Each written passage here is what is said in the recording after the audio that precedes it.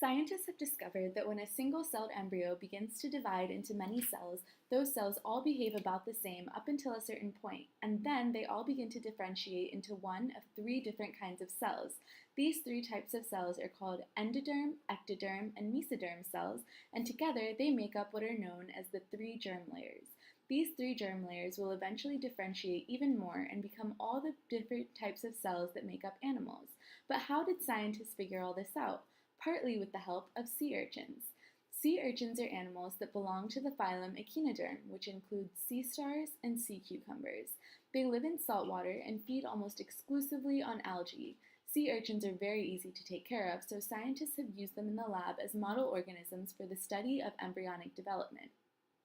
By experimenting with sea urchin embryos, we can learn more about how single-celled embryos turn into whole animals. While experimenting with sea urchin embryos, scientists discovered a special molecule that they named Wnt. They found that the cells of the developing sea urchin were using this Wnt molecule to communicate with each other. Somehow, by sending out a message in the form of a Wnt molecule, the cells were able to tell other cells around them just what to do. In order to determine what this Wnt molecule was telling cells, scientists performed two experiments. In one experiment, they manipulated the DNA of the developing embryo so that it would produce even more Wnt than normal. In the other experiment, they inserted special RNA molecules that worked like scissors and were able to target and cut the Wnt molecules out so there was no expression of Wnt. By comparing the results of these two experiments, the scientists were able to learn more about what cellular changes Wnt was responsible for.